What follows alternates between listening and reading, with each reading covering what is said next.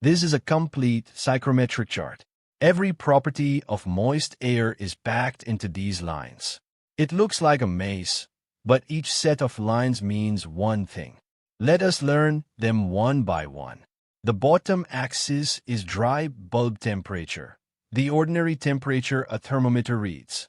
The right axis is specific humidity, also called humidity ratio, the grams of water vapor per kilogram of dry air. The same height also gives the vapor pressure of the water, read on the left in millimeters of mercury. This bold curve on the left is the saturation curve. It is 100% relative humidity, the most water the air can hold. The curves below it are the relative humidity curves, marked 20, 40, 60, and 80%. Slide left from any point to the saturation curve, and the temperature you reach is the dew point, where water starts to condense. These gentle slanting lines are wet bulb temperature, what a wet thermometer reads as water evaporates and cools it. Running almost parallel to them are enthalpy lines, the total heat energy of the air, in kilojoules per kilogram. The steeper slanting lines are specific volume, the space 1 kilogram of dry air takes up, in cubic meters.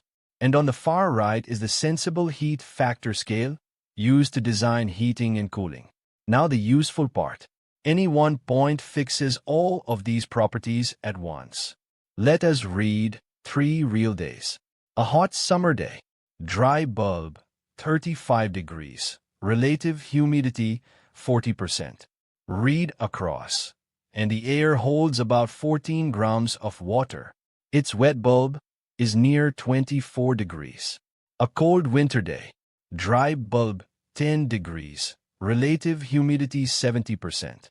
It feels damp, yet holds only about 5 grams of water. Cold air simply cannot carry much. A warm rainy day. Dry bulb, 25 degrees. Relative humidity, 90%. It sits right against the saturation curve, holding about 18 grams. Its dew point is almost the air temperature. Cool it just a little, and it crosses the curve. The vapor condenses into dew, fog, or rain.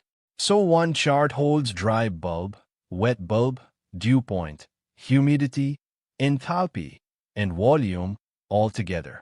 Engineers use it to size air conditioners, design dryers, and control moisture in buildings.